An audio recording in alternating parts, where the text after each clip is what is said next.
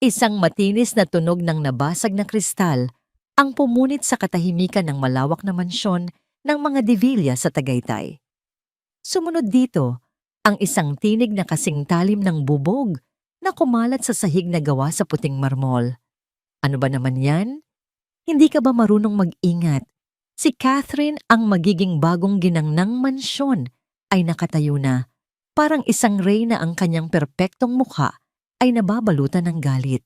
Ang suot niyang puting bestida ay kumikinang sa ilalim ng aranyang ilaw, ngunit ang kanyang mga mata ay nag-aapoy sa dilim.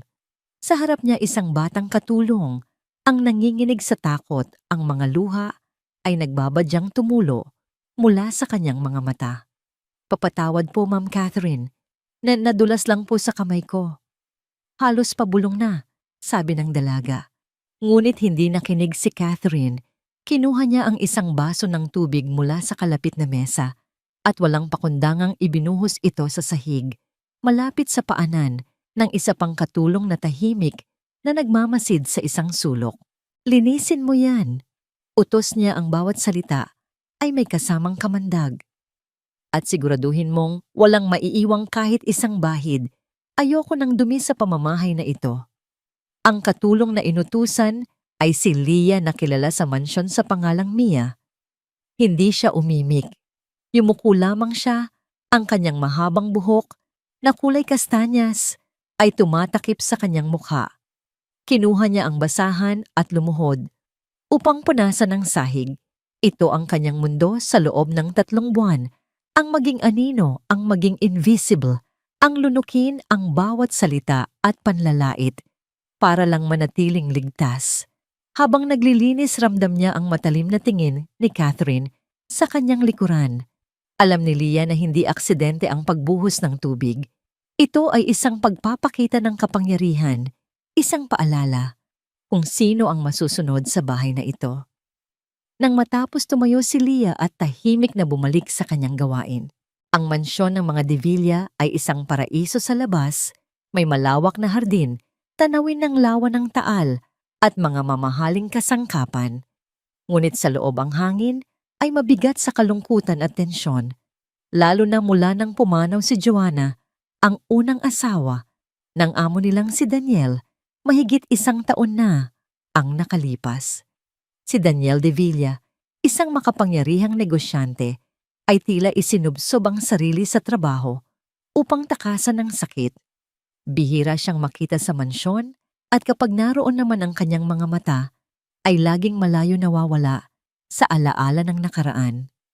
Ang naiwan sa gitna ng lahat ng ito ay ang kanilang nag-iisang anak, si Nico, isang 2 taong gulang na anghel na may mga matang kulay abo tulad ng kanyang ama. Ngunit ang mga matang iyon ay laging blangko, puno ng lungkot na hindi nababagay sa isang bata. Mula nang mamatay ang kanyang ina, hindi na nagsalita si Nico. At iyon ang pinakamasakit para kay Leah. Nakikita niya araw-araw kung paano napapabayaan ng bata. Ang 2 yaya na sina Nora at Estela ay mas abala sa kanilang mga telepono sa panonood ng mga video at pagtawa kaysa sa pag-aalaga kay Nico. Madalas naririnig ni Leah ang mahinang iyak ng bata mula sa silid laruan, ngunit ang mga yaya ay nagbibingi-bingihan lamang.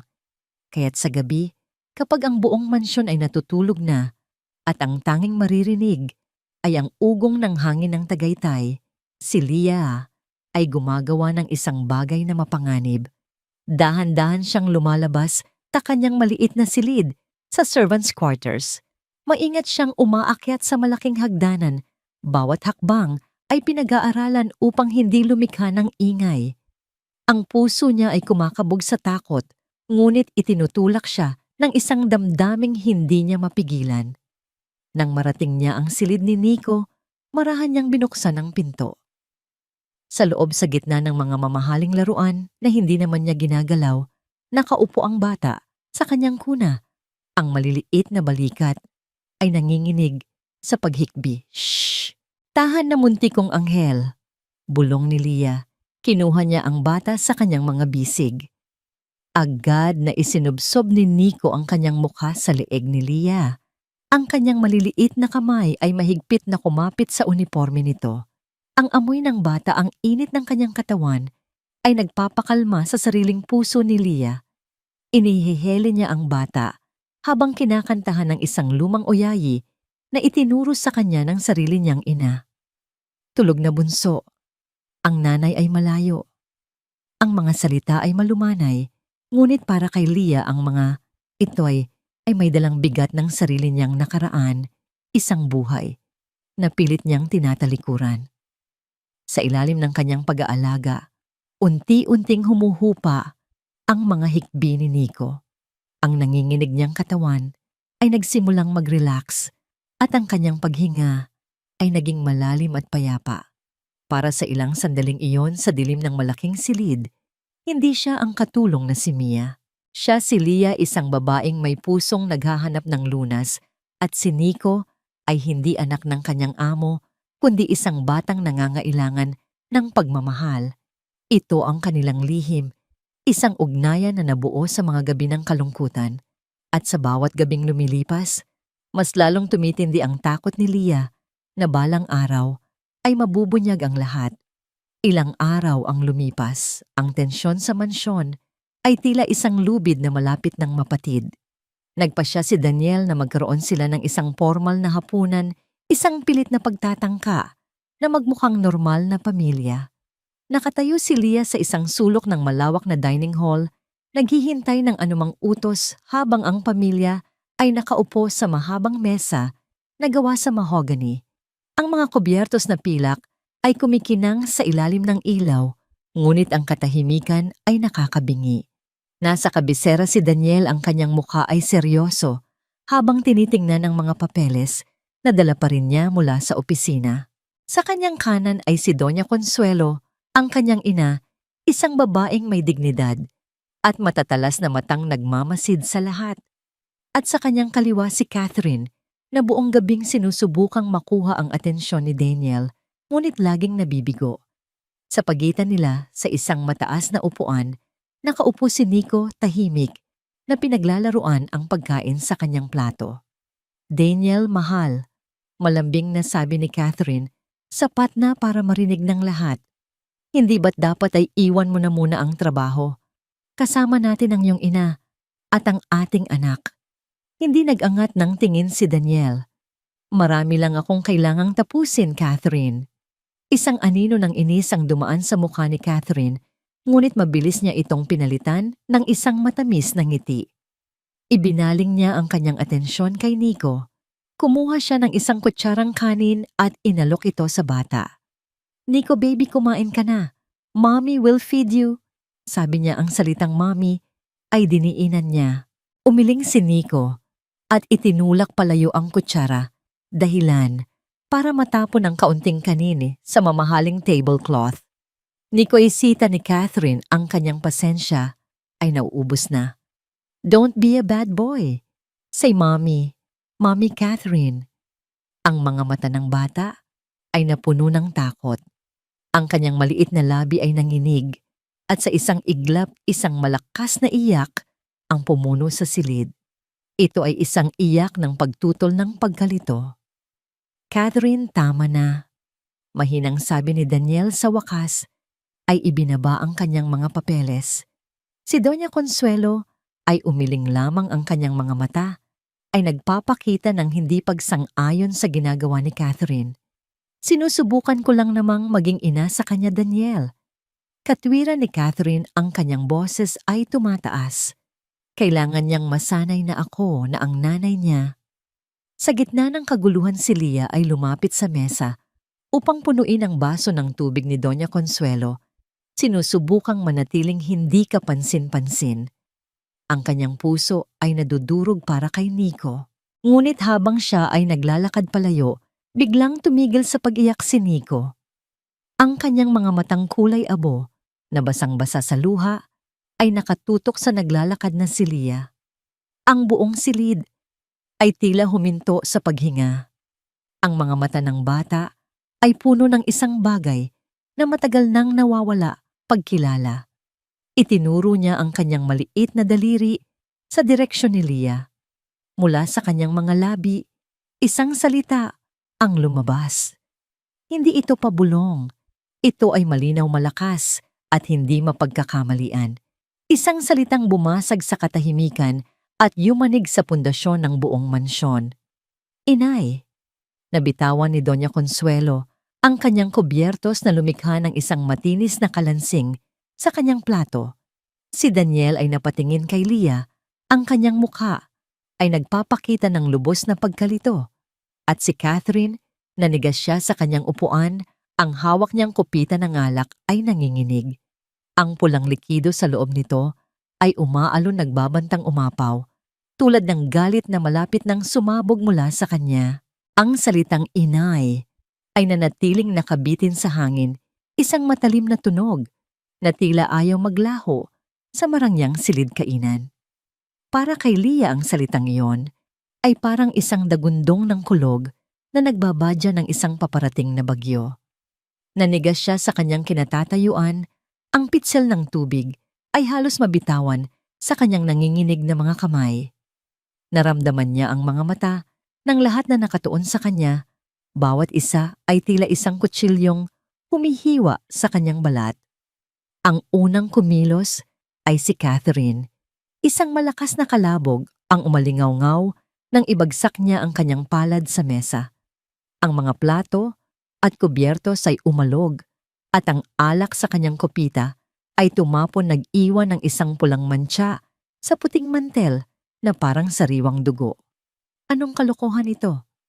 Sigaw niya, ang kanyang boses ay hindi na nagpapanggap na malambing. Ito ay puno ng lason at galit. Tumingin siya kay Leah na para bang ito ay isang insektong dapat durugin. Anong ginawa mo sa bata? Anong mahika ang ginamit mo para tawagin kanya ng ganyan?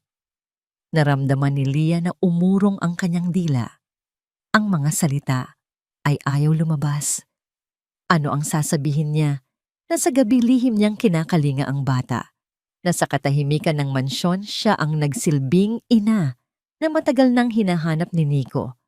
Ang pagsasabi ng katotohanan ay katumbas ng pag-amin sa kanyang pagsuway at tiyak na ikatatalsik niya sa trabahong ito na nagsisilbi niyang kanlungan. Wala po, Mang. Iyon lamang ang lumabas sa kanyang bibig, isang halos pabulong na tanggi. Tumayo si Catherine, ang kanyang mga mata ay nagliliyab. Huwag kang magsinungaling sa akin. Nakikita ko kung paano kanya tinitingnan. Ilang buwan mo nang nilalaso ng isip ng bata laban sa akin. Lumapit siya kay Leah, bawat hakbang ay mabigat at puno ng pagbabanta. Daniel, hindi mo ba nakikita? Ang babaeng ito ay may masamang balak. Ginagamit niya ang anak mo para makuha ang loob mo. Si Daniel ay nakatitig pa rin kay Leah, ngunit ang kanyang ekspresyon ay hindi galit. Ito ay isang malalim na pagkalito. Catherine, umupo ka. Mahinahon niyang sabi, ngunit may diin sa kanyang boses. Ngunit hindi nagpaawat si Catherine. Hindi ako uupo habang ang isang ahas ay gumagapang sa loob ng pamamahay ko. Paalisin mo siya, Daniel. Paalisin mo siya ngayon din. Tumigil ka na, Catherine. Ang tinig na yon, puno ng awtoridad at hindi maitatagong pagkadismaya, ay nagmula kay Doña Consuelo. Dahan-dahan siyang tumayo, ang kanyang postura ay marangal sa kabila ng tensyon. Wala tayong alam sa kung ano ang nangyayari. Hindi tayo maaaring humusga ng walang basihan. Walang basihan. Tumawa si Catherine ng mapakla. Inay, narinig ninyo ang bata. Tinawag niyang inay ang katulong. Anong mas malinaw na ebidensya pa ang kailangan ninyo? Sa gitna ng sigawan, bumaling si Daniel kay Leah. Ang kanyang mga matang kulay abo ay seryoso naghahanap ng kasagutan. Mia, sabi niya gamit ang pangalang alam niya, sumunod ka sa akin sa opisina. Para kay Leah ang mga salitang iyon ay parang isang hatol. Ang opisina ni Daniel ay isang silid na sumasalamin sa kanyang pagkatao, malinis, organisado at malamig. Ang mga pader ay puno ng mga libro at ang malaking mesa na gawa sa dark wood ay nagpapakita ng kanyang kapangyarihan. Umupo si Daniel sa kanyang silyang gawa sa katad at itinuro ang upuan sa harap niya. "Umupo ka," sabi niya. Naupo si Leah sa dulo ng upuan, ng kanyang mga kamay ay magkadaop sa kanyang kandungan, ang kanyang likod ay tuwid na tuwid sa kaba. Ang katahimikan sa pagitan nila ay mas mabigat pa kaysa sa sigawan kanina. "Bakit?" Tanong ni Daniel, ang kanyang boses ay kalmado ngunit diretso. "Bakit ka tinawag ng anak ko na inay?" Huminga ng malalim si Leah, sinusubukang pakalmahin ang kanyang kumakabog na dibdib. "Hindi ko po alam, Sir Daniel. Nagulat din po ako." Isang bahagyang kasinungalingan. Alam niya kung bakit ngunit hindi niya masabi. Tinitigan siya ni Daniel, ang kanyang mga mata ay tila sinusubukang basahin ang kanyang kaluluwa. "Mia, 3 buwan ka na rito. Sa 3 buwan na yon napansin kong mas kalmado ang anak ko. Mas madalang siyang umiyak sa gabi. At ngayon nagsalita siya sa unang pagkakataon sa loob ng 1 taon. Para tawagin ka." "Nagkataon lang po siguro," mahinang sabi ni Leah na kayuko. "Hindi ako naniniwala sa nagkataon lang," mariing sabi ni Daniel. "Mayroon kang ginagawa. Sabihin mo sa akin ang totoo." Bago pa man makasagot si Leah, bumukas ang pinto at pumasok si Doña Consuelo. Lumakad siya papunta sa tabi ni Leah, isang tahimik na pagpapakita ng suporta. "Anak," sabi niya kay Daniel, "huwag mong biglain ang dalaga. Alam kong nakakagulat ang nangyari, pero matagal ko nang inoobserbahan si Mia. Nakikita ko kung paano niya tinitingnan si Nico. May pag-aalala, may pagmamahal. Hindi tulad ng dadalawang yaya na mas mahal pa ang kanilang mga telepono." Sa puntong yun, isang malakas na katok ang narinig at bumukas ang pinto. Pumasok si Catherine na parang isang bagyo, ang kanyang muka ay namumula sa galit. "Ano ito?" "Isang pribadong pag-uusap." Sarkastiko niyang tanong. Lumapit siya sa mesa ni Daniel. "Daniel, ano pa ang pinag-uusapan ikaw ninyo? Simple lang ang solusyon dito. Itapon mo siya palabas ng bahay na ito." Tumayo si Daniel.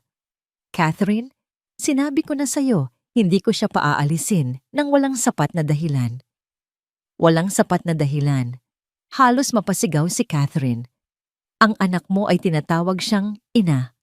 Hindi ba't insulto yon sa alaala ni Joanna? At isang insulto sa akin ang magiging bago mong asawa at ina ng batang iyan." Iniharap niya si Daniel sa isang ultimatum. "Pumili ka, Daniel. Alinman sa mananatili ang babaeng iyan dito o ako ang aalis. Siya o ako." Ang hangin sa silid ay tila naubos. Si Doña Consuelo ay napabuntong hininga sa pagkadismaya sa inaasal ni Catherine. Si Leah naman ay naramdaman na ito na ang katapusan. Tiyak na si Catherine ang pipiliin ng kanyang amo. Sino ba naman siya kumpara sa maganda at makapangyarihang si Catherine? Ngunit ang sagot ni Daniel ay nagpagulat sa lahat, lalo na kay Catherine. "Hindi ako maaaring magdesisyon base sa galit at selos mo, Catherine." Matatag niyang sabi.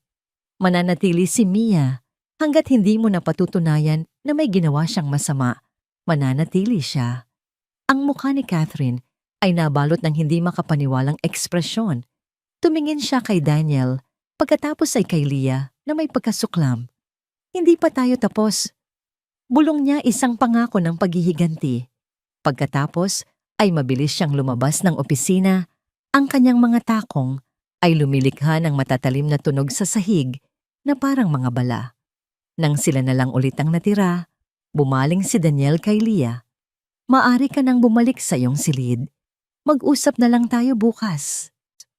Tumango si Leah, mabilis na tumayo at halos takbuhin ang daan palabas. Hindi niya na hinintay ang anumang sasabihin ni Doña Consuelo. Ang tanging gusto niya ay makatakas, makahinga. Pagdating niya sa kanyang maliit na silid, isinara niya ang pinto at sumandal dito. Ang kanyang mga binti ay nanghihina. Napaupo siya sa sahig at doon sa kaligtasan ng kanyang munting espasyo, bumuhos ang mga luhang kanina pa niya pinipigilan. Hindi ito luha ng takot dahil sa muntik na siyang mapaalis. Ito ay luha ng takot dahil sa nangyari. Sa unang pagkakataon ang kanyang lihim na mundo at ang totoong mundo ay nagbanggaan. Narinig ng lahat ang tawag ni Nico. Ngayon, lahat ng mata ay nasa kanya. Nawala na ang kanyang pagiging invisible. Kinuha niya mula sa ilalim ng kanyang unan ang nag-iisang bagay na may halaga na dinala niya mula sa kanyang nakaraan, isang maliit na medalyon. Binuksan niya ito. Sa loob ay may isang maliit na litrato niya mas bata at nakangiti katabi ang isang lalaking may mabait na mga mata, ang kanyang ama. "Patawarin mo ako, Itay," bulong niya sa litrato. "Hindi ko sinasadyang mangyari ito." Niyakap niya ang medalyon. Alam niyang ipinagtanggol siya ni Daniel ngayon, ngunit hanggang kailan si Catherine ay isang mapanganib na kalaban. Gagawa at gagawa siya ng paraan para mapaalis siya. At kapag nangyari iyon, saan siya pupunta, paano na ang kanyang pangako? Ang pangakong binitiwan niya, hindi lang sa sarili niya, kundi sa isang taong hindi na niya makakasama. Ang dahilan kung bakit sa lahat ng mansyon sa Pilipinas, dito niya piniling magtrabaho. Dahil bago pa man niya makilala si Nico, kilala na niya ang ina nito. Mula sa gabing iyon, naging isang larangan ng digmaan ang mansyon ng mga De Villa at si Lia ang nasa gitna nito. Ang bawat araw ay isang pagsubok sa kanyang katatagan. Si Catherine na nabigo sa kanyang tangkang patalsikin si Lia ay naglunsad ng isang kampanya ng psikolohikal na pagpapahirap, isang serye ng maliliit ngunit walang tigil na pag-atake na idinisenyo para sirain ang kanyang loob. "Mia, hindi ba't sinabi kong ayusin mo ang mga bulaklak dito? Bakit nalalanta na?" Sita ni Catherine isang umaga, kahit na alam ng lahat na kakatapos lang ayusin ni Lia ang mga ito. Walang sabi-sabing kinuha ni Catherine ang florera at itinapon ang mga bulaklak sa basurahan sa harap niya. "Ulitin mo at gawin mong perpekto sa pagkakataong ito." Sa ibang araw, habang nagmamop si Lia sa sahig ng sala, dadaan si Catherine na may dalang kape at sadya niyang itatapon ang laman nito. "Ops, ang clumsy ko naman." Sasabihin niya na may mapanuyang ngiti. "Linisin mo ulit, Mia. Mukhang hindi pa sapat ang pagod mo." Ang pinakamasakit ay ang mga patakaran na ipinatupad ni Catherine patungkol kay Nico. "Mula ngayon, anunsyo niya isang araw sa lahat ng katulong, ipinagbabawal ko nang lumapit si Mia sa aking anak. Ang mga yaya lang ang may karapatang humawak sa kanya. Malinaw ba?" Ang mga salitang yon ay parang mga punyal na tumusok sa puso ni Lia. Ang makita si Nico mula sa malayo na hinahanap siya ng mga mata, ngunit hindi niya ito malapitan, ay isang uri ng pagpapahirap na mas masahol pa sa anumang pisikal na pananakit. Ngunit wala siyang nagawa, kundi sumunod. Kailangan niyang mag-ingat. Isang maling galaw lang at bibigyan niya si Catherine ng dahilan na hinihintay nito. Isang maulan na hapon, habang abala ang lahat, inutusan siya ni Catherine na linisin ang lumang bodega sa likod ng mansyon. Puno na yon ng alikabok at mga gamit ng patay. Sabi ni Catherine na may diin sa huling salita, "Gusto kong kuminis iyon na parang bago."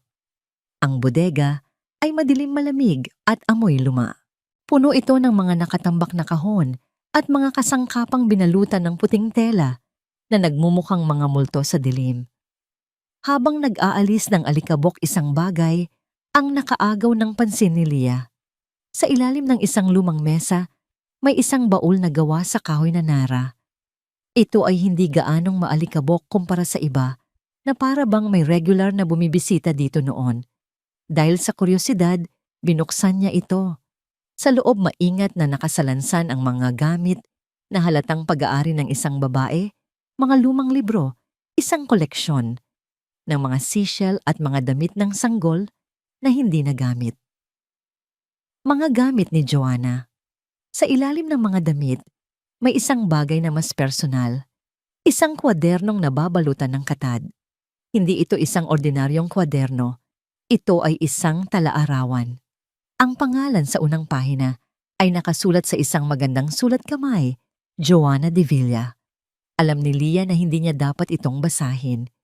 Ito ay isang paglabag sa privacy ng isang taong wala na. Ngunit isang malakas na puwersa ang nagtulak sa kanya. Ang alaala ng isang pangako. Ang pangangailangang malaman ang katotohanan. Itinago niya ang tala-arawan sa ilalim ng kanyang uniforme at ipinagpatuloy ang paglilinis. Nang gabing iyon sa kanyang maliit na silid, habang ang ulan ay malakas na humahampas sa bintana, binuksan ni Leah ang tala-arawan. Ang puso niya ay kumakabog habang binabasa ang mga unang pahina. Ang mga ito ay puno ng saya at pagmamahalang kwento ng pag-iibigan nila ni Daniel, ang kanilang kasal, ang kagalakan, nang malaman niyang nagdadalang tao siya. Ngunit habang lumilipat ang mga petsa, unti-unting nagbabago ang tono. Ang saya ay napalitan ng pag-aalala, pagkatapos ay ng takot, at isang pangalan ang paulit-ulit na lumilitaw, Catherine. Octubre Fin, naging kakaiba ang ikinikilos ni Catherine nitong mga nakaraang araw. Ang sabi niya, matalik ko siyang kaibigan, pero bakit parang may anino sa kanyang mga mata tuwing nakikita niya kaming masaya ni Daniel? Sinabi niya sa akin ngayon na baka hindi ko kayanin ang buhay bilang isang De Villa. Isang biro lang daw, pero may lamig sa kanyang boses. Nobyembre 28. Sinubukan na naman niyang lasunin ang isip ni Daniel laban sa akin.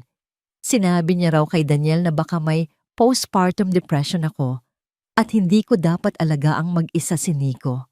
Alam kong hindi totoo yon. Mahal na mahal ko ang anak ko. Ano ang binabalak niya? Habang binabasa ni Leah ang mga salita, isang pamilyar na kilabot ang gumapang sa kanyang likuran. Ang mga taktika, ang mga paninirang puri, ang pagpapanggap na kaibigan, ito ang mismong mga bagay na ginagawa sa kanya ni Catherine ngayon. Ipinagpatuloy niya ang pagbabasa, bawat pahina ay mas nagiging madilim. Enero 9. Nag-away kami ngayon. Sinabi ko sa kanya na lumayo na siya sa pamilya ko. Tumawa lang siya, isang tawang nakakakilabot.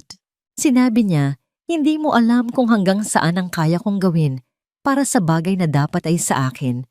Natatakot ako, hindi para sa sarili ko, kundi para kay Nico.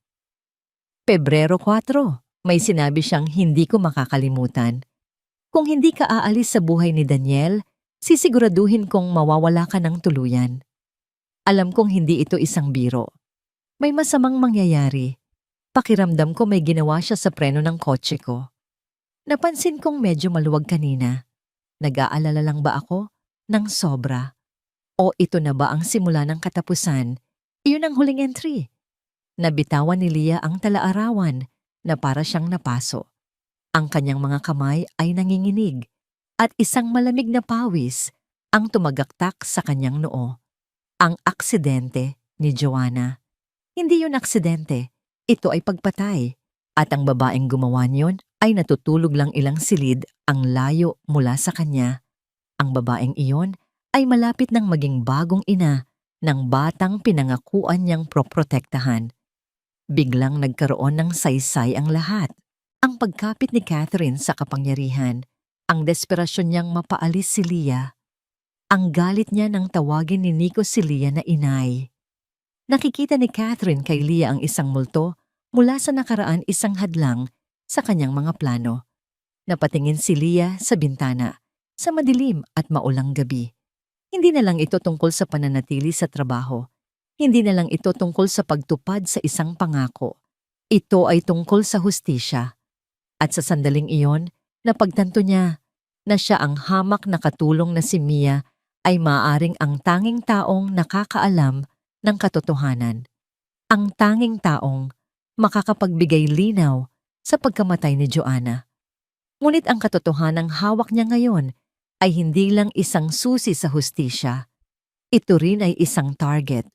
Isang target na naglalagay ng kanyang buhay sa pinakamalaking panganib na hinarap niya mula noong tumakas siya sa sarili niyang nakaraan. Lumipas ang ilang araw, ngunit para kay Leah ang bawat sandali ay puno ng bigat ng lihim na kanyang natuklasan. Ang talaarawan ni Joanna ay nakatago sa ilalim ng kanyang kutsyon, isang bomba na naghihintay ng tamang oras upang sumabog.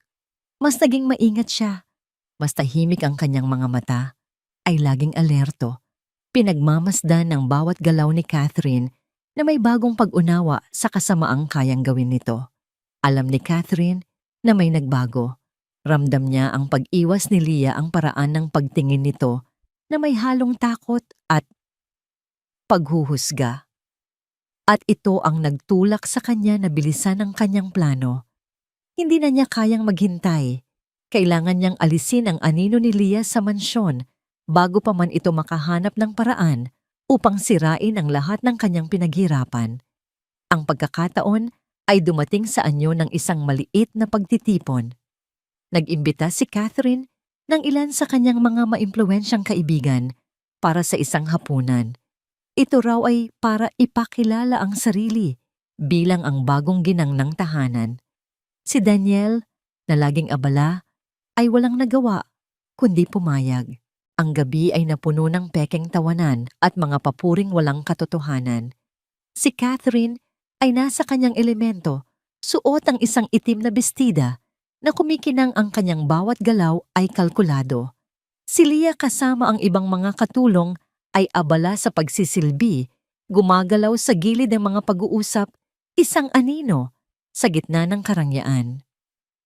Catherine Hija, napakaganda ng bahay na ito. Bagay na bagay sa'yo. Puri ng isang matabang ginang na may suot na malalaking alahas. Salamat, tita, sagot ni Catherine na may matamis ng ngiti. Sinusubukan ko lang na ibalik ang saya at buhay dito, lalo na para sa aking siniko. Sa isang sulok narinig ni Leah ang mga salitang iyon at naramdaman niya ang pag-akyat ng asido sa kanyang lalamunan. Ang kabalintunaan ay halos nakakabaliw. Habang ang gabi ay lumalalim, nagpaalam si Catherine sa kanyang mga bisita at sinabing may kukunin lang siya sa itaas. Ngunit hindi siya umakyat sa sarili niyang silid. Sa halip dahan-dahan siyang pumasok sa master's bedroom, ang silid na dating kina Daniel at Joanna. Ang silid ay halos hindi nagagalaw, pinananatili ni Daniel bilang isang uri ng dambana. Binuksan ni Catherine ang isang drawer sa tabi ng kama. Mula roon kinuha niya ang isang bagay na kumikinang sa ilalim ng dim na ilaw, isang Patek Philippe na relo. Ito ay hindi isang ordinaryong relo. Ito ang huling regalo ni Daniel kay Joanna bago ito mamatay, isang simbolo ng kanilang pagmamahalan at ang nag-iisang personal na gamit ni Joanna na pinanatili ni Daniel sa labas ng mga kahon. Bumaba si Catherine, ang relo ay mahigpit na hawak sa kanyang palad. Mia, tawag niya, ang kanyang boses ay malakas at puno ng awtoridad. Magdala ka ng inumin sa silid ko. Walang kamalay-malay sumunod si Leah. Nang makarating siya sa silid ni Catherine, nakita niya itong nakatayo malapit sa bintana. Ilagay mo lang dyan, sabi ni Catherine, hindi man lang siya tinitingnan. Nang tumalikod si Leah para umalis, iyon ang sandaling isinagawa ni Catherine ang kanyang plano. Mabilis at tahimik, isinilid niya ang relo sa bulsa ng apron ni Leah. Bumalik si Leah sa ibaba, nagpatuloy sa kanyang gawain, hindi alam. Nadala-dala niya ang ebidensya ng isang krimen na hindi niya ginawa. Ilang minuto pa, isang nakakabinging sigaw ang umalingaw-ngaw mula sa itaas. Isang sigaw na idinisenyo para makuha ang atensyon ng lahat. Nawawala ni nakaw. Bumaba si Catherine na tumatakbo, ang kanyang muka ay nababalot ng pagkukunwaring gulat at pag-aalala. Ang relo ni Joanna nawawala sa drawer niya. Nagkagulo ang lahat. Si Daniel na nasa kanyang opisina ay lumabas. Ang mga kaibigan ni Catherine ay nagbulungan. Sino ang huling pumasok sa silid na yon? Tanong ni Catherine, ang kanyang mga mata ay agad na dumapo kay Leah. Ikaw ang huling pumasok doon. Inutusan kitang linisin ang ilang alikabok kanina.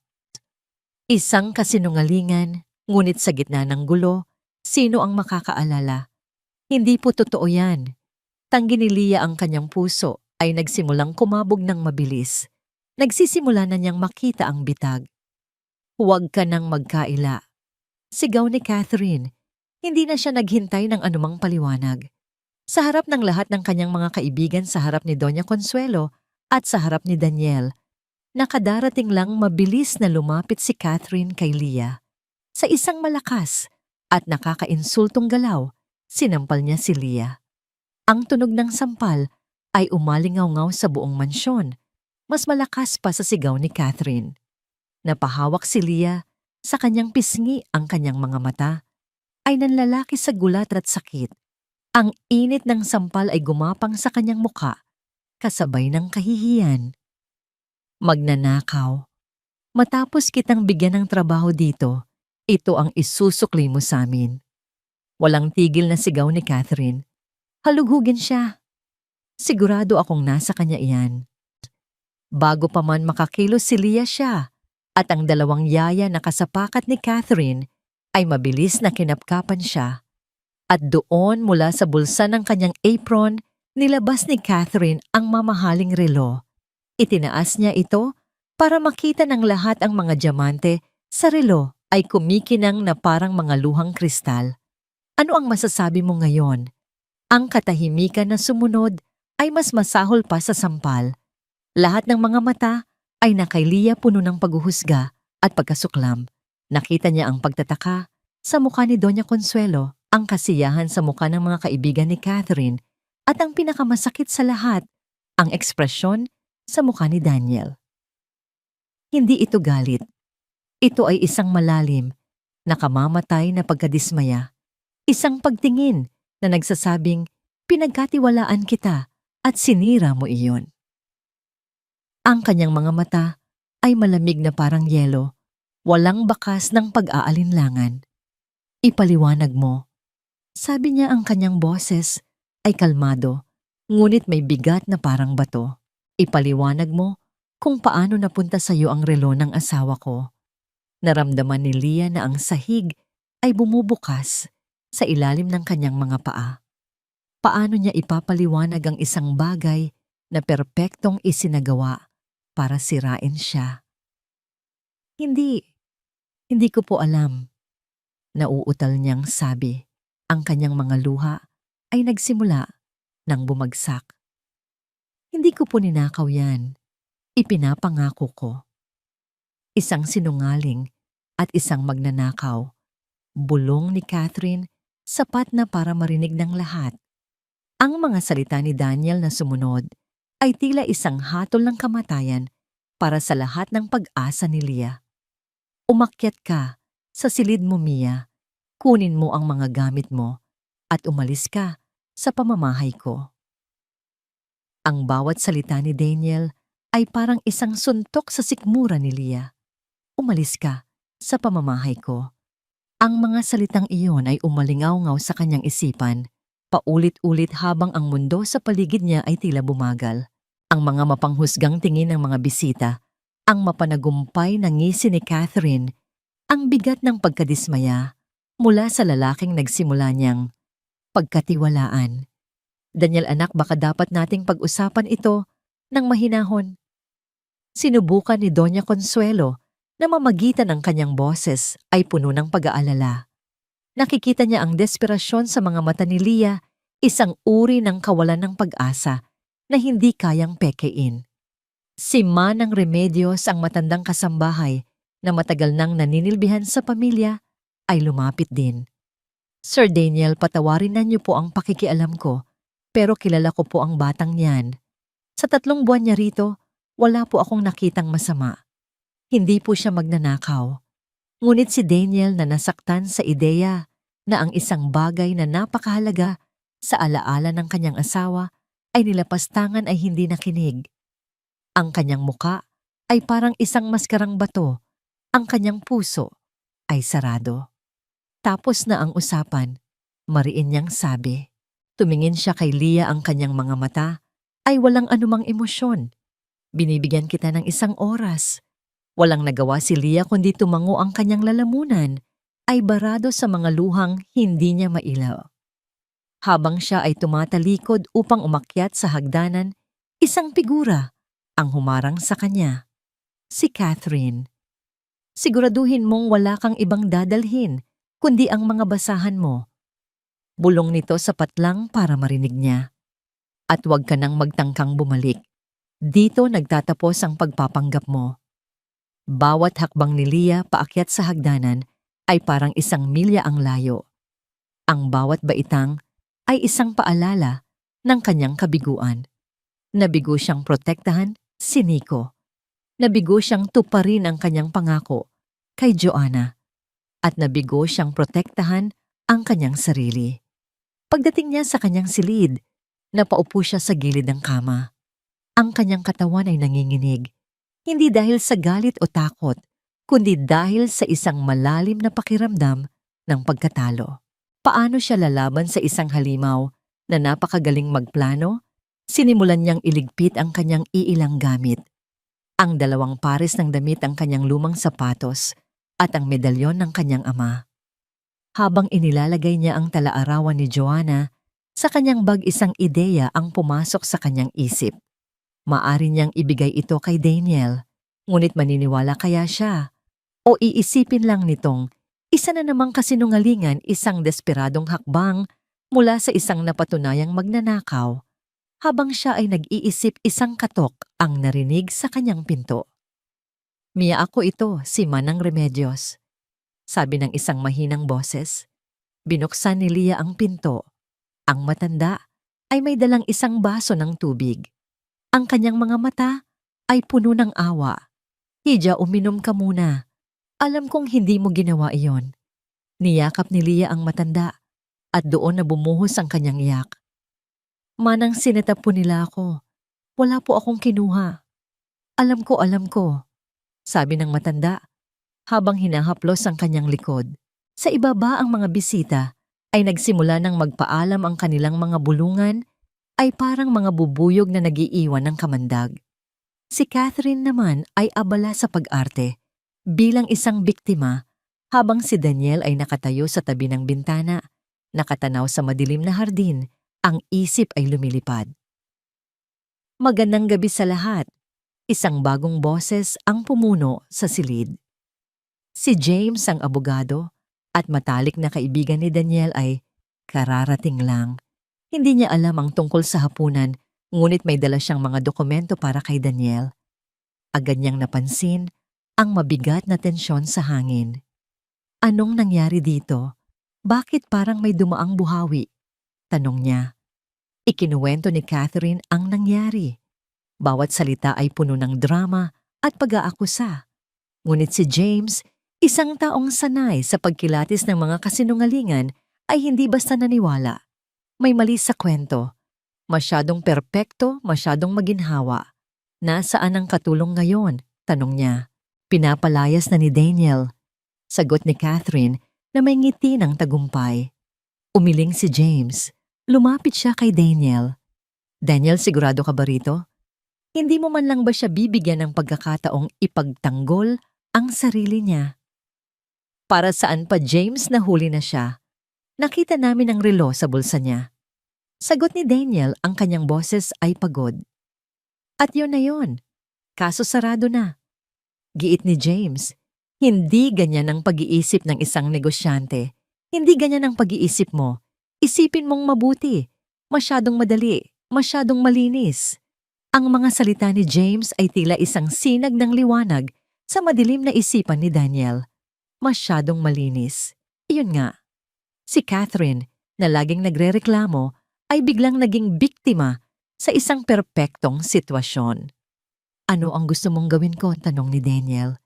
"May isang bagay na nakalimutan ninyong lahat," sabi ni James, at isang maliit na ngiti ang sumilay sa kanyang labi.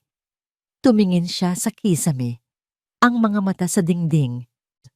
Noon lang naalala ni Daniel ang mga CCTV camera. Pagkatapos ng aksidente ni Joanna, nagpakabit siya ng isang sopistikadong security system sa buong mansyon, kabilang ang mga pasilyo, sala at mga pasukan. Isang bagay na hindi gaanong pinansin ni Catherine dahil mas abala siya sa pagpaplano ng kanyang pag-akyat sa kapangyarihan. Ang mukha ni Catherine ay biglang namutla. Mga kamera, hindi ko alam na mayroon sa mga pasilyo.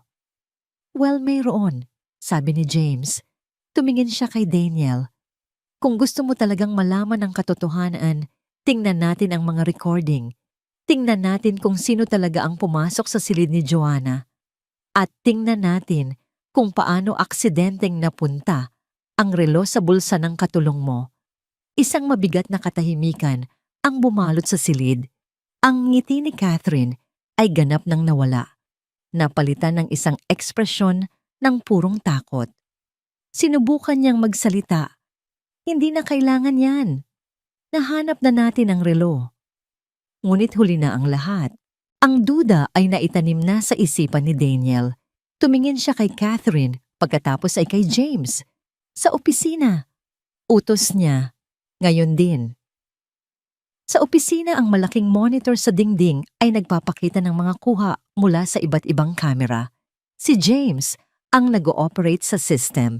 Naroon si Daniel, si Doña Consuelo, at si Catherine na hindi mapakali sa kanyang upuan. Ipinatawag din nila si Leah at Manang Remedios. Okay, simulan natin sa oras bago ang pagkawala ng relo. Sabi ni James, ipinakita sa screen ang pasilyo sa ikalawang palapag. Mabilis na pinatakbo ni James ang recording. Nakita nila si Catherine na naglalakad papunta sa master's bedroom. Pumasok ito. Iyan sinabi ko sa inyo. Kukunin ko lang sana ang aking pamaypay palusot ni Catherine. Tingnan natin, sabi ni James. Ilang minuto ang lumipas lumabas si Catherine sa silid. Pero hindi siya bumaba agad. Sa halip lumingon-lingon siya sa pasilyo tinitiyak na walang nakatingin. At pagkatapos, malinaw na nakita sa kamera, lumakad siya papunta sa silid ni Leah na nasa dulo ng pasilyo. Dahan-dahan niyang pinihit ang seradura na malamang ay hindi nakalak. Sumilip siya sa loob at mabilis na pumasok. Wala pang isang minuto lumabas siya isinara ang pinto nang walang ingay at saka bumaba na tila walang nangyari. Ang katahimikan sa opisina ay nakakabingi. Ano? Ano ang ginagawa mo sa silid ni Mia? Tanong ni Daniel, ang kanyang boses ay mababa at mapanganib. Ano? Tiningnan ko lang kung maayos ang pagkalinis niya. Nauutal na sagot ni Catherine. Oo, iyon nga. Tiningnan ko kung nagtatrabaho siya ng maayos. Isang kasinungalingan. Sabi ni Doña Consuelo, ang kanyang boses ay puno ng pagkasuklam. I-rewind mo, James, utos ni Daniel. Gusto kong makita ang pagbaba niya. In-rewind ni James ang video. Ipinakita nito ang pagbaba ni Catherine sa hagdanan. At pagkatapos ay ang eksena sa sala kung saan inutusan niya si Leah na magdala ng inumin sa kanyang silid. At pagkatapos ang pinakamatinding ebidensya. Ipinakita sa kamera sa pasilyo, sa itaas ang pag-akyat ni Leah dala ang tray. Pumasok siya sa silid ni Catherine at habang siya ay nakatalikod para ilagay ang inumin sa mesa, malinaw na nakita sa anggulo ng kamera mula sa pintong bahagyang nakaawang ang mabilis na pagkilos ng kamay ni Catherine. Ang pagsilid ng kumikinang na relo sa bulsa ng apron ni Leah. Ang lahat sa silid ay napasinghap. Nanginig ang buong katawan ni Catherine. Hindi. Hindi totoo yan. Edited yan. Pakanan niyo yan lahat. Ngunit wala nang naniniwala sa kanya. Ang ebidensya ay malinaw at hindi mapagkakaila. Tumingin si Daniel kay Catherine. Ang pagkadismaya sa kanyang mga mata kanina ay wala na. Ang naroon ngayon ay isang bagay na mas malala, isang malamig kumukulong galit na nakalaan para sa isang taong nagtaksil sa kanya sa pinakamasahol na paraan. Dahan-dahan siyang tumayo. Ang kanyang taas at presensya ay tila pumuno sa buong silid. Hindi siya sumigaw. Ang kanyang boses ay kontrolado, ngunit bawat salita ay parang isang matalim na yelo. Umalis ka sa pamamahay ko. Daniel, pakinggan mo ako. Sinabi kong umalis ka. Pag-uulit niya, mas may diin. Kunin mo ang mga basura mo at huwag na huwag ka nang magpapakita sa akin sa anak ko o sa bahay na ito. Mula ngayon, tapos na tayo. Tumingin si Catherine kay Leah, ang kanyang mga mata ay puno ng purong pagkamuhi. Ikaw may kasalanan ka nito. Ngunit bago pa man siya makalapit, humarang na si Daniel. Umalis ka. Ngayon din. Ang pag-alis ni Catherine ay hindi tahimik. Ito ay isang maingay na pagwawakas, puno ng mga sigaw at pagbabanta. Habang kinakaladkad siya palabas ng dalawang security guard na ipinatawag ni Daniel, ang kanyang mga mata ay nanlilisik na nakatitig kay Leah. Hindi pa tayo tapos magnanakaw na ahas. Malalaman ko rin kung sino ka talaga. Sisirain kita. Nang maisara ang malaking pinto ng mansyon, isang mabigat na katahimikan ang bumalot sa lahat. Tila ang buong bahay ay nakahinga ng maluwag na, para bang isang masamang espiritu ang kalalabas lang. Naiwan sa sala sina Daniel, Doña Consuelo, James Manang Remedios at si Leah na nakatayo pa rin sa isang sulok nanginginig at hindi makapaniwala sa bilis ng mga pangyayari. Mula sa bingit ng pagiging palaboy ngayon ay napatunayan siyang inosente. Ang unang lumapit sa kanya ay si Daniel. Ang galit sa kanyang mukha ay napalitan ng isang malalim na hiya at pagsisisi. Huminto siya sa harap ni Leah at sa unang pagkakataon, tinitigan siya nito hindi bilang isang amo sa kanyang katulong, kundi bilang isang taong nakagawa ng malaking pagkakamali. Leah, sabi niya sa wakas, ay ginamit ang tunay niyang pangalan na nagpagulat dito. O Mia, hindi ko alam kung ano ang itatawag sa'yo, pero patawarin mo ako. Ang mga salita ay tila mahirap para sa kanya na bigkasin ngunit taos-puso. Hindi kita dapat hinusgahan. Hindi kita dapat pinagdudahan. Dapat ay nakinig ako sa aking ina at sa sarili kong kutob. Umiling si Leah. Naiintindihan ko po, sir. Ang ebidensya po. Hindi, putol ni Daniel. Walang dahilan para sa ginawa ko. Nakita ko ang kabutihan mo sa anak ko, pero hinayaan kong bulagin ako ng galit at ng mga kasinungalingan ni Catherine. Lumapit pa siya ng isang hakbang. Salamat. Salamat sa pananatili mong matatag. Sa sandaling iyon, sa gitna ng kanyang pasasalamat at pagsisisi, naramdaman ni Leah na ito na ang tamang panahon. Wala nang dahilan para magtago. Ang panganib na dala ni Catherine ay pansamantalang nawala at ang mga taong nasa harap niya ngayon ay nagpakita ng tiwala sa kanya. Kailangan niyang suklian iyon ng katotohanan. Huminga siya ng malalim. Mayroon po akong dapat sabihin sa inyo. Isang bagay na mas mahalaga kaysa sa ninakaw na relo. Nagkatinginan sina Daniel, Doña Consuelo at James. Dinala sila ni Leah sa opisina kung saan mas pribado. Doon nanginginig ang mga kamay.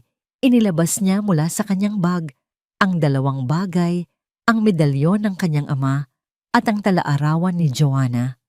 Ang pangalan ko po ay hindi Mia simula niya. Iyon po ang pangalan sa peking ID na gamit ko. Ang totoo ko pong pangalan ay Leah Fuentes. Si James, na laging may alam sa mundo ng negosyo, ay nanlaki ang mga mata. Fuentes kasing tunog ng Fuentes Medical Group. Tumango si Leah. Ako po ang nawawalang anak ni Ricardo Fuentes. Isang nakakabinging katahimikan ang muling bumalot sa silid. Ang pangalang Fuentes ay kasing kapangyarihan ng Divilla sa kanilang mundo. Bakit, Kit? Bakit ka nagtatago? Bakit ka nagtatrabaho bilang katulong? Tanong ni Doña Consuelo. Ang kanyang boses ay puno ng pagtataka. At doon ikinuwento ni Leah ang lahat. Ang kanyang nakaraan. Ang nakatakda niyang kasal kay Zion, isang lalaking sa una, ay mukhang perpekto, ngunit sa huli ay nagpakitang isang marahas at mapangkontrol na halimaw. Ikinuwento niya ang mga pananakit, ang mga pagbabanta, at ang gabi ng kanyang pagtakas para iligtas ang sarili. Habang nagsasalita siya, ang mga luha ay malayang dumadaloy sa kanyang mga pisngi, hindi dahil sa awa sa sarili, kundi dahil sa bigat ng 3 taong pagtatago. Si Daniel ay nakikinig sa bawat salita, ang kanyang mga kamay ay nakakuyom sa gilid, ang kanyang panga ay naninigas sa galit, hindi para kay Leah, kundi para sa lalaking nanakit sa kanya. At kaya ako napunta rito. Pagpapatuloy ni Leah ang kanyang boses ay nanginginig. Binuksan niya ang talaarawan ni Joanna at inilapag ito sa mesa. Dahil bago pa man ako magtrabaho dito, nakilala ko na si Ma'am Joanna. Ang pagkabigla sa mukha ni Daniel at Doña Consuelo ay hindi masukat. Ikinuwento ni Leah ang kanyang panahon bilang tagalinis sa ospital. Kung paano niya narinig ang pag-iyak ni Joanna isang gabi. Ang kanilang mga pag-uusap, ang pagkakaibigang nabuo sa gitna ng sakit at takot. Ikinuwento niya kung paano sinabi ni Joanna sa kanya ang tungkol sa aksidente at ang kanyang malalim na hinala kay Catherine.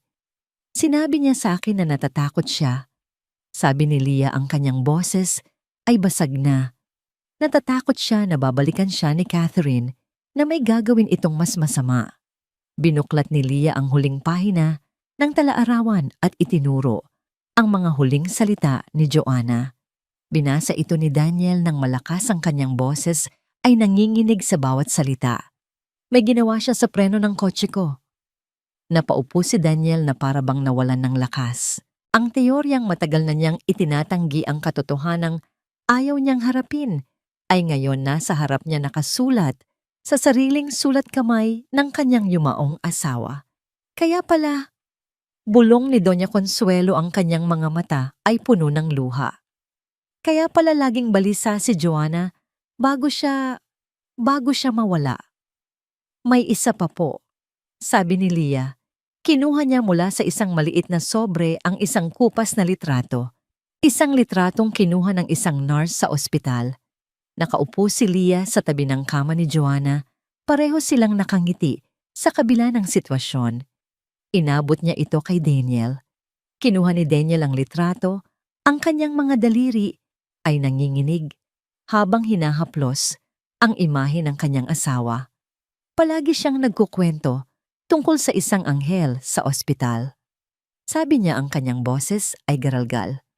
Isang tagalinis daw na naging kaibigan niya na nakinig sa lahat ng kanyang takot. Isang taong pinagkatiwalaan niya ng husto.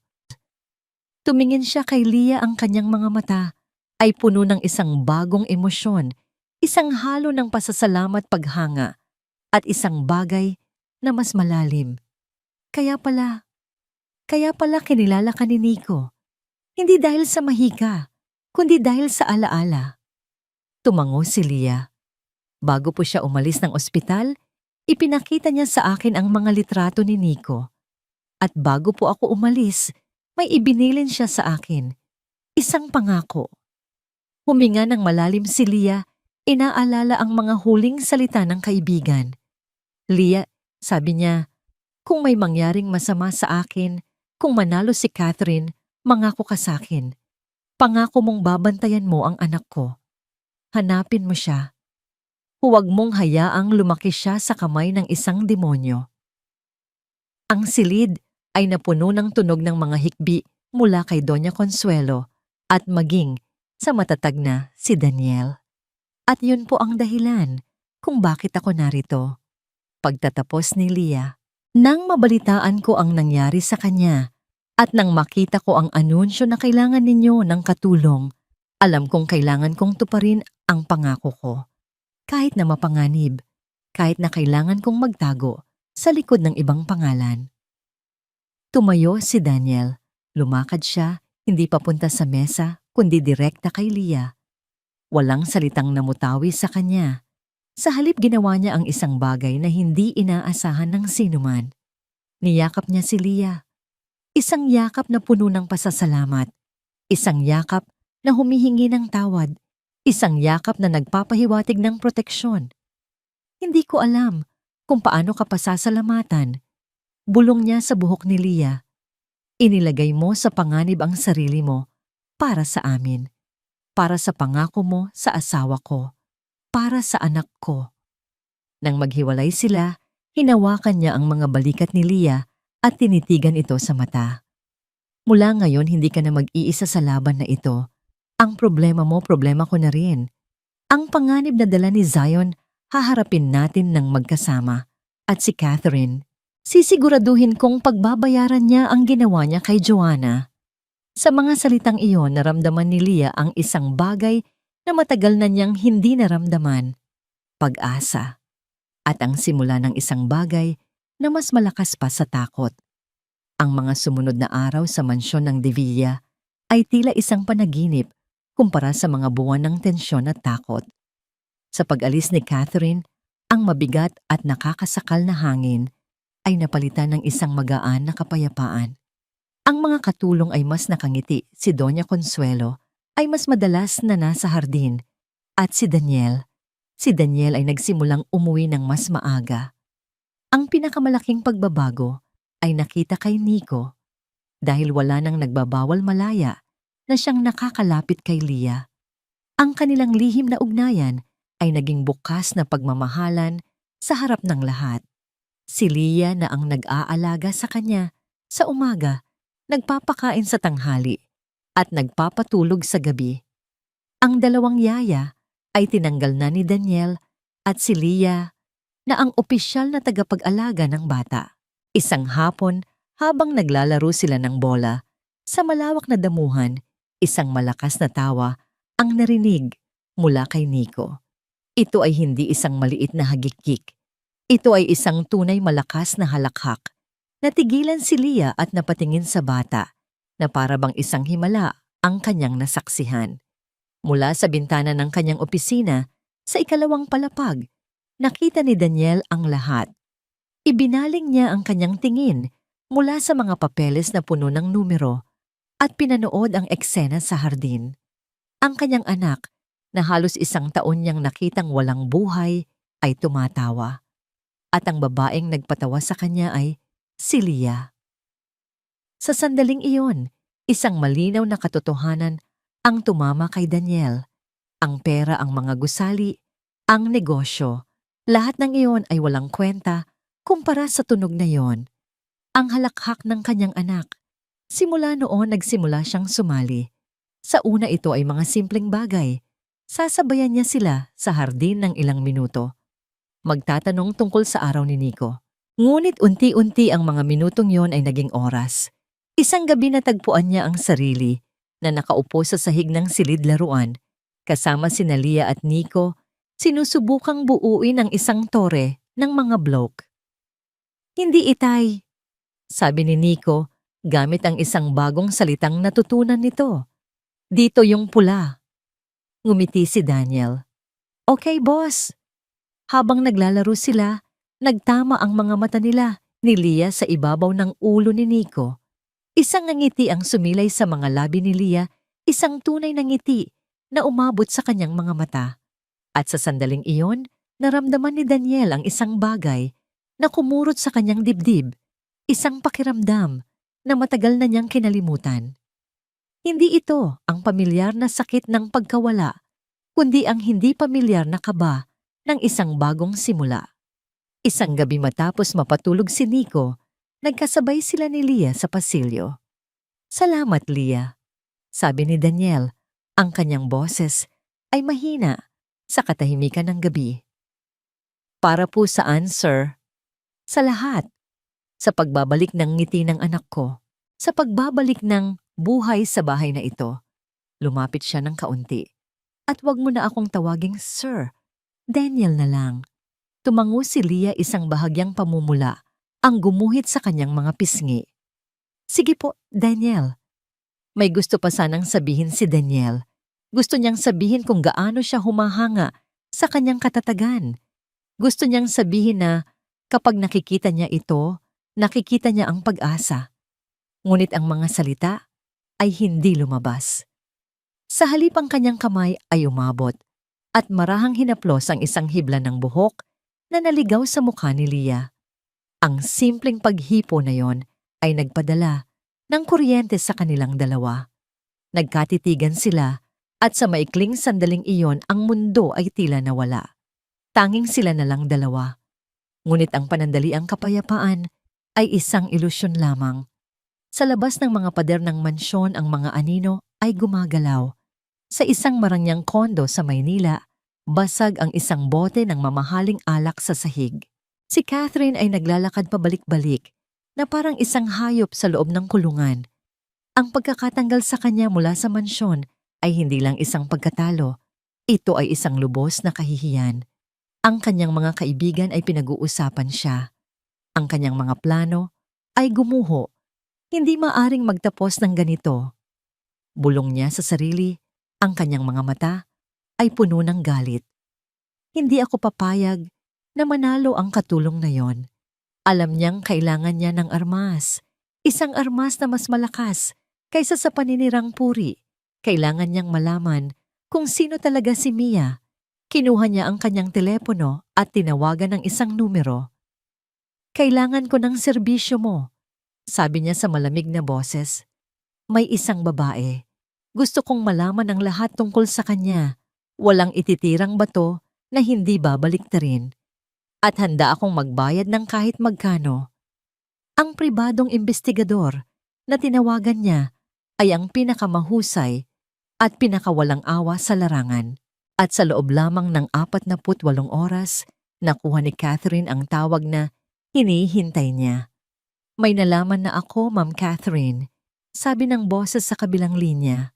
Ang pangalang Mia Santos ay peke, walang record, ngunit nang halongkatin ko ang mga nawawalang tao mula sa mayayamang pamilya, 3 taon na ang nakalipas, may isang pangalan na tumugma sa description.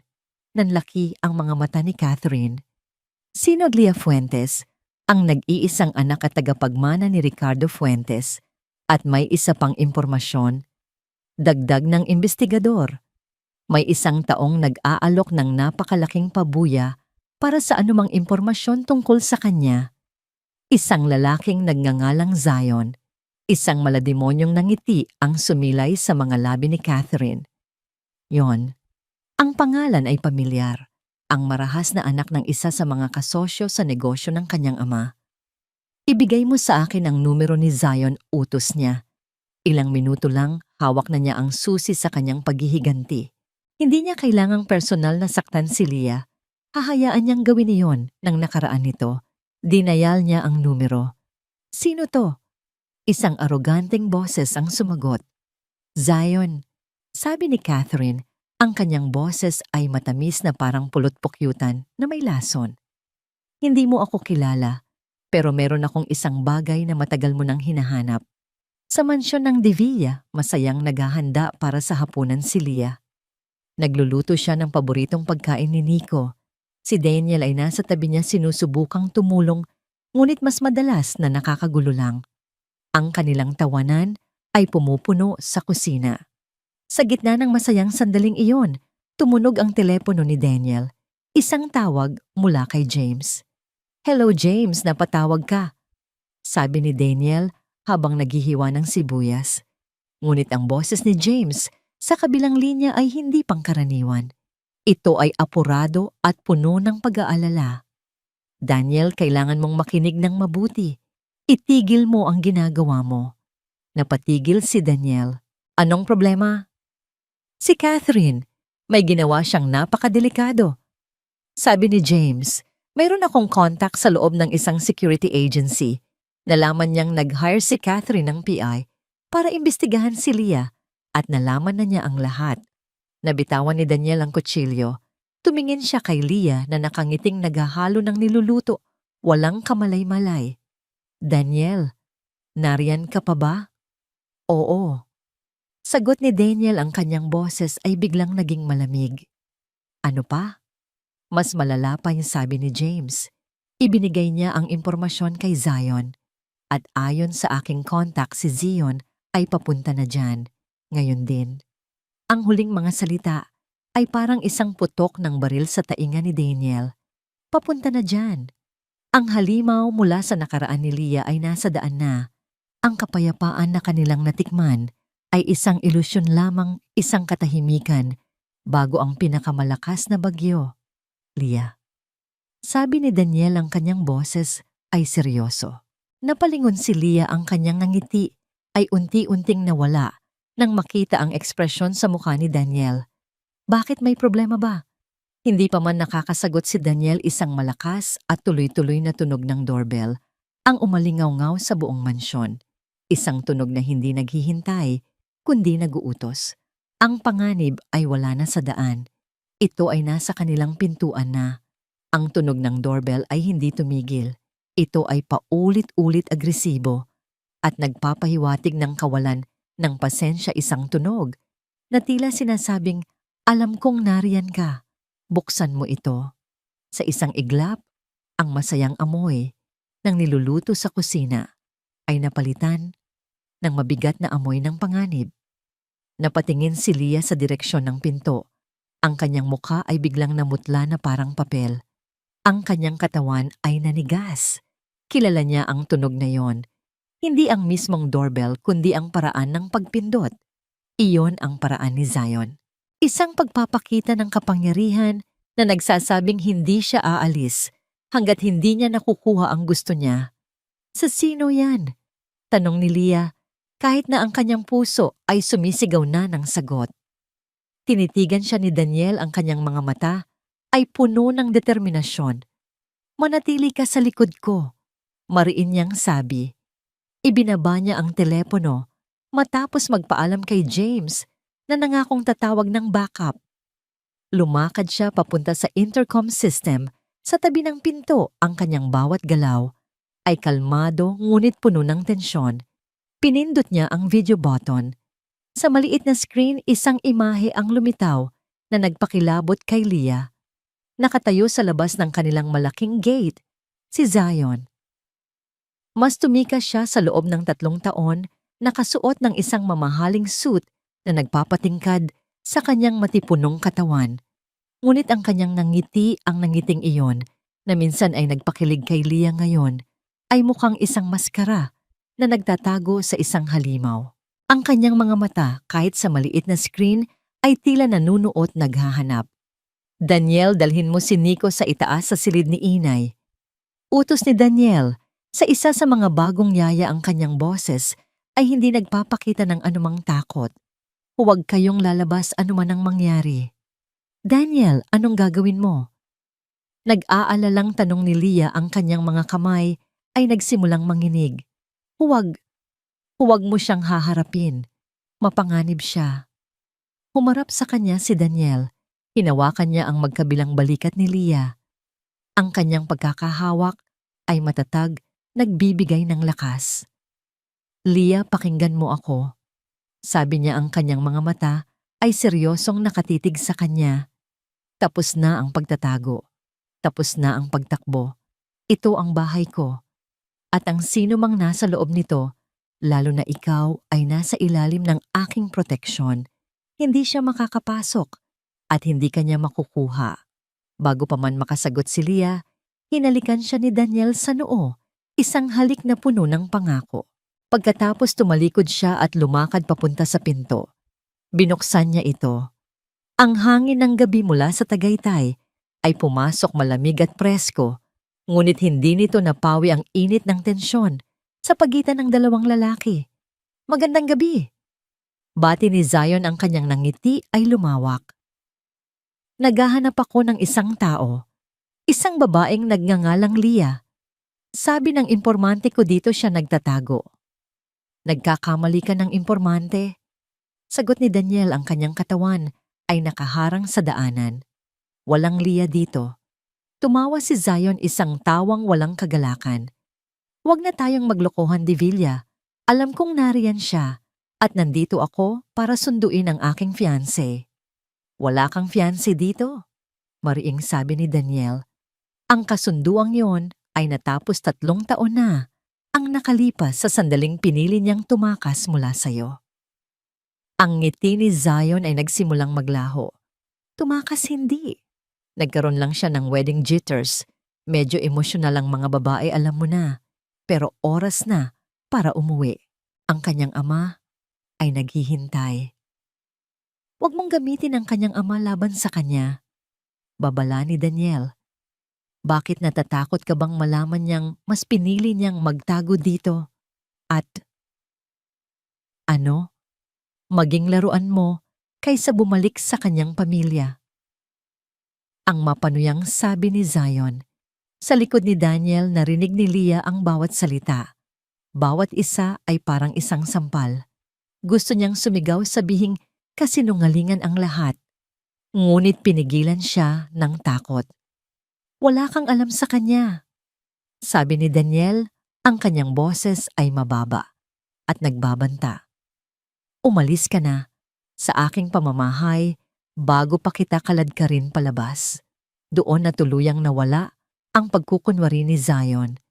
Ang kanyang muka ay naging isang maskara ng galit. Humakbang siya, pasulong sinusubukang itulak si Daniel.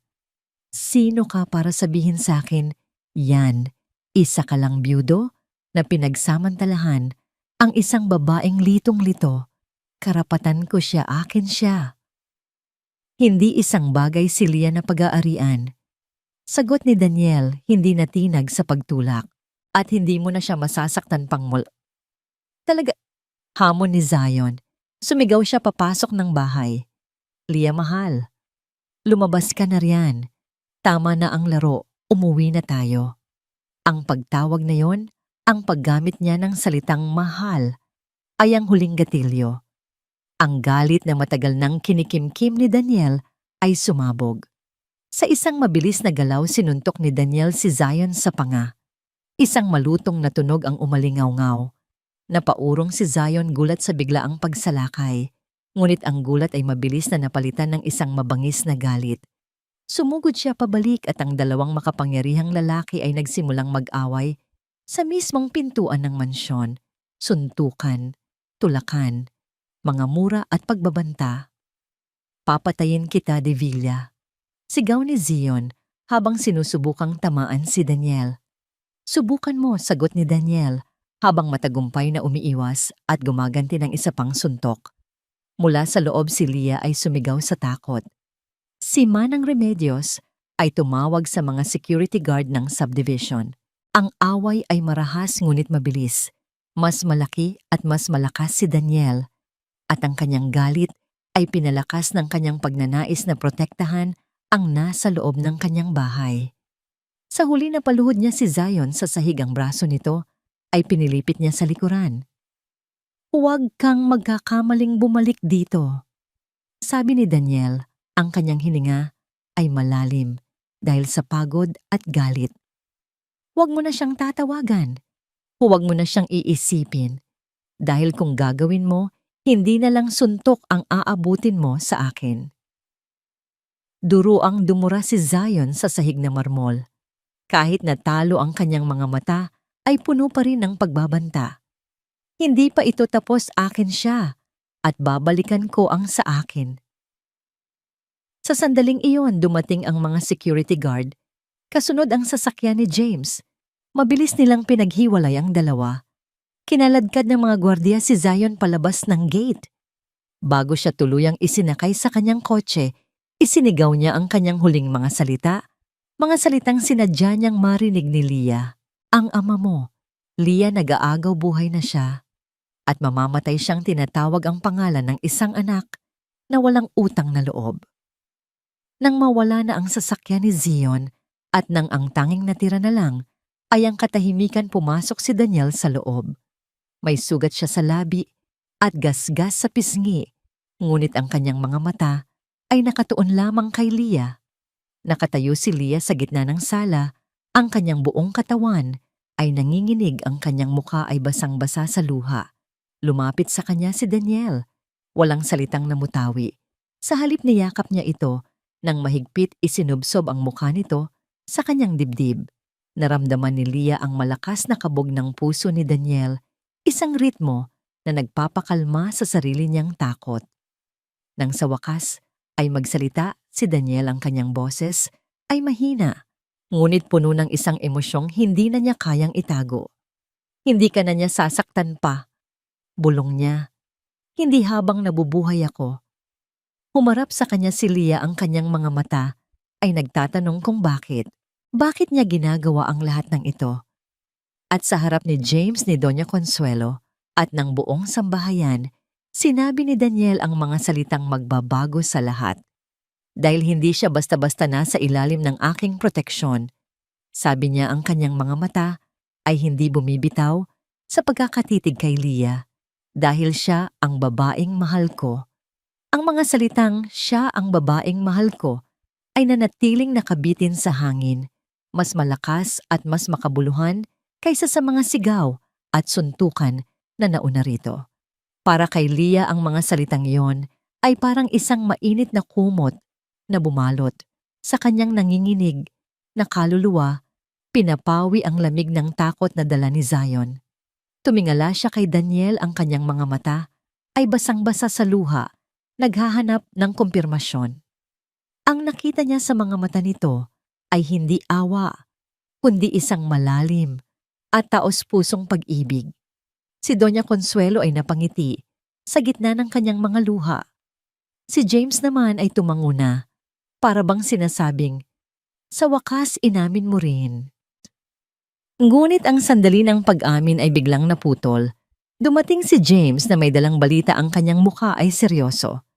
Daniel, may mas mahalaga tayong problema, sabi niya. Habang papunta ako rito, tumawag ang kontak ko. May nahanap na siya. Lahat sila ay napatingin kay James. Ang mekaniko, pagpapatuloy niya. Ang mekanikong gumawa sa kotse ni Joanna bago ang dalawang aksidente. Nahanap namin siya. Noong una ayaw niyang magsalita, takot na takot. Pero nangako kami ng police protection para sa kanya at sa kanyang pamilya. At tanong ni Daniel, ang kanyang boses ay nagpipigil. Umamin siya, sabi ni James. Umamin siyang binayaran at tinakot siya ni Catherine para sirain ang preno ng kotse. 2 beses. Mayroon tayong kumpletong testimonya. May sapat na tayong ebidensya para sampahanan siya ng kasong murder. Isang mabigat na katahimikan ang bumalot sa silid. Ang hinala ay naging katotohanan. Ang multo ni Joanna ay sa wakas ay makakahanap ng hustisya. Si Leah ay napahawak sa braso ni Daniel, ang kanyang puso ay nagluluksa para sa kaibigang hindi niya man lang na ipagtanggol noon. Si Daniel naman ay napapikit, ang sakit ng katotohanan ay tila isang sariwang sugat. Nasaan si Catherine ngayon? Tanong ni Daniel. Papunta na rito ang mga pulis para arestuhin siya sa kanyang kondo. Sagot ni James. Tapos na ang laro niya. Ngunit tila ang tadhana ay may ibang plano para sa huling akto. Habang sila ay nag-uusap, isang ingay ang narinig mula sa labas.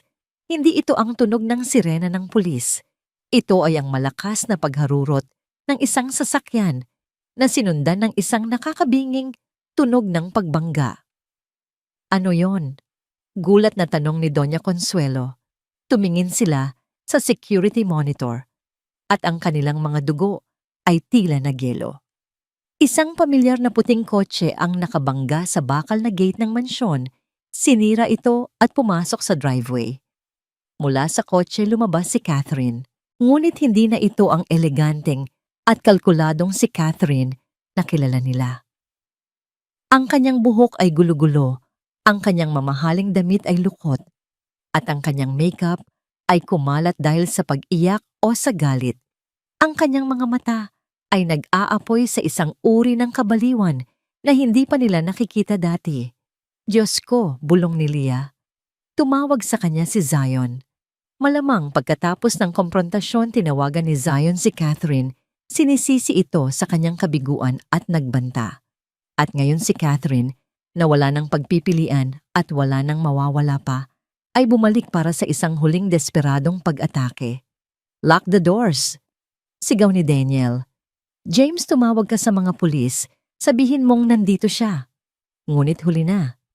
Sa kanyang galit, nakita ni Catherine ang isang sliding glass door papunta sa hardin na bahagyang nakaawang. Kumuha siya ng isang malaking paso at ibinato ito sa salamin. Isang malakas na tunog ng nabasag na salamin ang umalingaw-ngaw. Pumasok si Catherine sa loob ng bahay na parang isang bagyo. Ang kanyang mga mata ay puno ng lason at nakatuon sa iisang tao lamang. Ikaw. Sigaw niya, itinuturo si Leah. Ikaw ang may kasalanan ng lahat ng ito.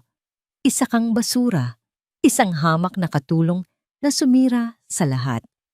Mabilis na humarang si Daniel, itinulak si Leah sa likod niya. Catherine, tumigil ka na. Sumuko ka na sa mga pulis. Mga pulis?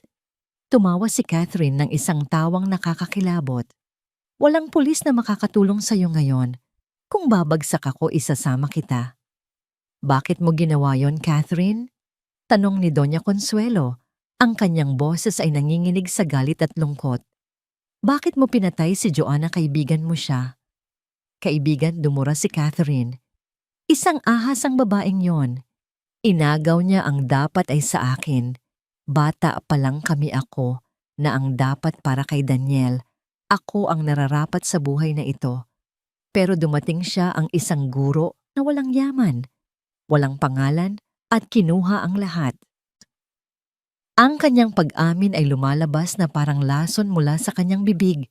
Walang preno, walang pagsisisi. Plinano ko ang lahat. Pagpapatuloy niya, ang kanyang mga mata ay nanlilisik. Ang unang aksidente dapat ay babala lang iyon. Isang paraan para matakot siya at umalis. Pero ang tanga bumalik pa. Matigas ang ulo. Tumingin siya kay Daniel. Kaya kinailangan kong siguraduhin sa pangalawang pagkakataon. At nagtagumpay sana ako. Malapit na sana. Malapit nang maging akin ang lahat. Muli siyang tumingin kay Leah. Hanggang sa dumating ka. Isa pang basura na may mukha ng isang anghel. Akala mo hindi ko napansin. Ang mga tingin mo. Ang mga ngiti mo kay Daniel. Ang pag-agaw mo sa loob ng bata. Inulit mo lang ang ginawa ni Joanna. At ngayon, sisiguraduhin kong magkakaroon ka ng parehong katapusan. Sa isang mabilis na galaw, may kinuha si Catherine mula sa kanyang bag. Isang maliit kumikinang na patalim. Sumigaw si Leah. Si Doña Consuelo ay napahawak sa kanyang dibdib, ngunit si Daniel ay handa. Nang sumugod si Catherine papunta kay Leah, mabilis na kumilos si Daniel. Ginamit niya ang lahat ng kanyang lakas para harangin ito. Nagpambuno sila, si Catherine ay sumisigaw at nagwawala na parang isang hayop. Ang patalim ay muntik nang tumama sa braso ni Daniel, ngunit nagawa niyang agawin ito at itapon sa malayo. Sa sandaling iyon, ang tunog ng mga sirena ay sa wakas ay narinig, papalapit at papalakas. Ang tunog na yon, ang tila gumising kay Catherine sa kanyang kabaliwan. Napagtanto niya ang kanyang ginawa, ang kanyang sinabi. Napatingin siya sa kanyang mga kamay, sa mga pulis na pumapasok na ngayon sa bahay, at ang lahat ng tapang ay nawala, napalitan ng isang nakakaawang pagsisisi. Hindi ko sinasadya. Bulong niya habang dinadakip siya ng mga pulis. Catherine Velasco, arestado ka sa pagpatay kay Joanna de Villa at sa attempted murder, sabi ng isang pulis habang pinupusasan ang kanyang mga kamay sa likod.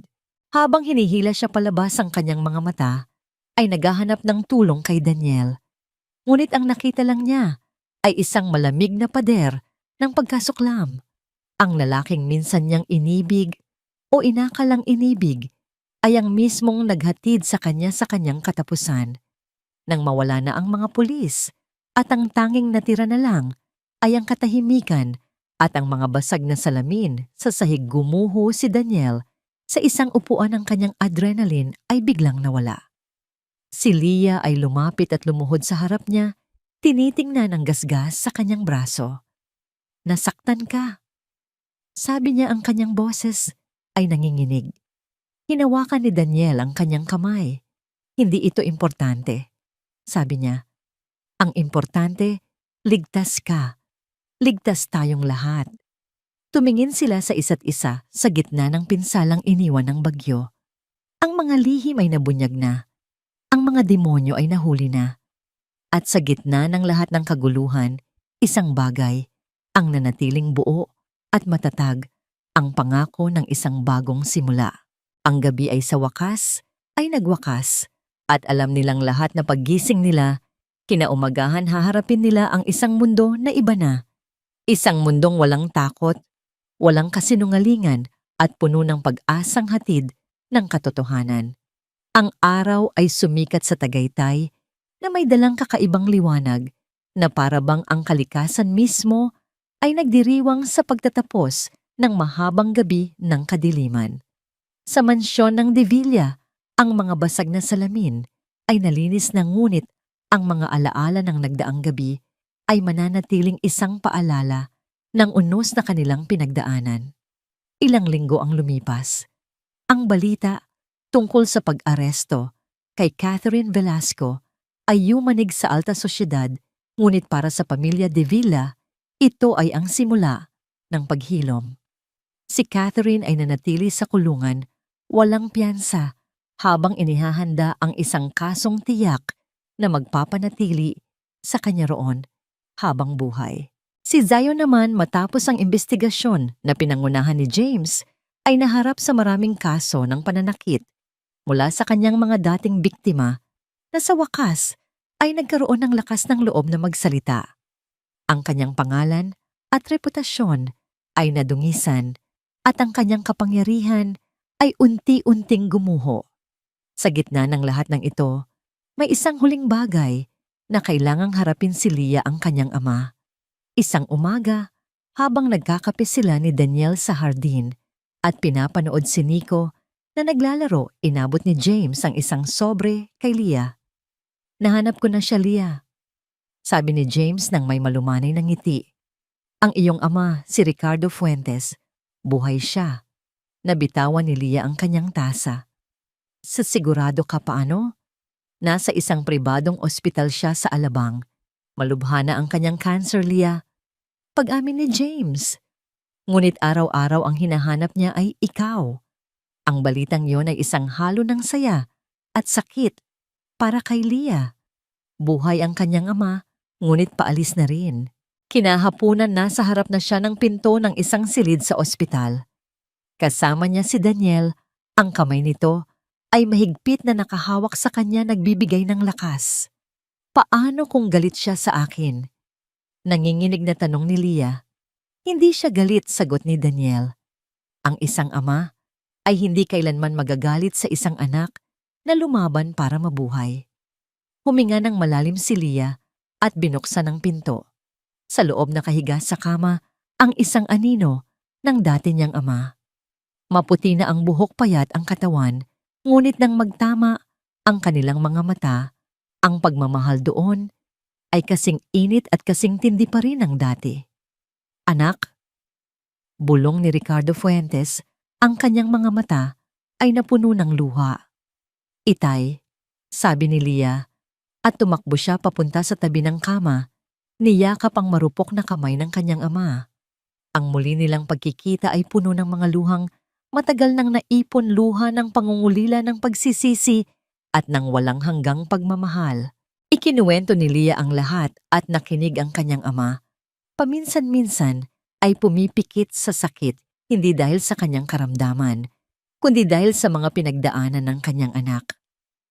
"Patawarin mo ako, anak," sabi ni Ricardo. "Dapat ay nakita ko kung anong klaseng halimaw si Zion. Muntik na kitang ipahamak." "Tapos na po yun, itay," sagot ni Leah. "Ang importante, magkasama na tayo ngayon." Sa mga sumunod na araw, hindi umalis si Leah sa tabi ng kanyang ama. Ipinakilala niya si Daniel at si Nico. Sa unang pagkikita ni na Ricardo at Nico, nginitian ng bata ang matanda at sinabing, "Lolo." Isang simpleng salita na nagdala ng huling kagalakan sa puso ng isang ama. Isang hapon, habang sila lang ni Daniel ang naroon, hinawakan ni Ricardo ang kamay nilang dalawa. "Daniel," sabi niya, "nakikita ko kung paano mo tinitingnan ang aking anak. Alagaan mo siya. Ibigay mo sa kanya ang buhay na ipinagkait sa kanya ng tadhana." "Ipinapangako ko po," taimtim na sagot ni Daniel. Hindi nagtagal, payapang pumanaw si Ricardo Fuentes, ngunit sa kanyang mga labi ay may isang ngiti dahil alam niyang ang kanyang nag-iisang anak ay nasa mabuting mga kamay na. 1 taon makalipas, ang hardin ng mansyon ng De Villa ay napuno ng mga puting bulaklak at malumanay na tugtugin. Ito ay isang perpektong araw ng Disyembre. Hindi ito isang malaking kasalan. Ito ay isang intimate na seremonya para lamang sa mga taong tunay na nagmamahal sa kanila. Si Doña Consuelo ay nasa unahan, punas ng punas sa kanyang mga luha ng saya. Si James, ang best man na kangiti mula tainga hanggang tainga. At si Manang Remedios, kasama ang iba pang mga tapat na katulong, ay nanonood mula sa di kalayuan. Sa dulo ng aisle naghihintay si Daniel, suot ang isang puting barong. Ang kanyang mga mata ay nakatuon lamang sa isang direksyon. At doon naglalakad si Leah, suot ang isang simpleng puting bestida. Ang kanyang mukha ay sumisikat sa kaligayahan. Sa kanyang tabi bilang ring bearer ay si Nico na nakasuot ng maliit na barong seryosong daladala, ang isang unan na may dalawang singsing. Nang magkaharap na sila, hinawakan ni Daniel ang kamay ni Leah. Mula sa isang pangako sa nakaraan, bulong niya tungo sa isang pangako para sa kinabukasan. Mahal kita, Daniel, sagot ni Leah. Mas mahal kita, aking Leah, sabi ni Daniel. Nang sila ay idineklarang mag-asawa na, at sa gitna ng palakpakan, isang maliit na boses ang narinig. Group hug! Sigaw ni Nico. Tumawa ang lahat habang tumakbo ang bata at niyakap ang mga binti ng kanyang mga magulang. Binuhat siya ni Daniel at silang tatlo ay nagyakapan sa gitna ng altar. Isang perpektong larawan ng isang pamilyang binuo, hindi ng dugo, kundi ng pag-ibig, sakripisyo at mga pangakong tinupad. Sa salo-salo, habang nagsasayaw sila sa ilalim ng mga bituin, inabot ni Daniel ang isang dokumento kay Leah. Ito ay ang mga papeles ng legal na pag-aampon. Para maging opisyal na, sabi niya, para maging ina kanya sa mata ng batas, tulad ng pagiging ina mo sa kanya sa mata ng puso. Niyakap ni Leah ang kanyang asawa, ang kanyang puso ay umaapaw sa pasasalamat. Tumingin siya sa kalangitan. Salamat, Joanna. Bulong niya. Tinupad ko ang pangako ko, ligtas na ang anak mo, at masaya na kami. Sa isang lugar na hindi abot ng mga mata, isang kaluluwa ang nakangiti. Ang kwento ng sanggol na umiyak nang makita ang katulong ay hindi nagtapos sa iyak na yon. Nagsimula ito roon. Ito ang kwento kung paano ang isang sigaw ng pagkilala ay naging isang bulong ng pag-asa at sa huli, isang awit ng pagmamahal. Ang kwento ni na Daniel, Leah at Nico, isang pamilyang pinili ng tadhana at binuo ng puso.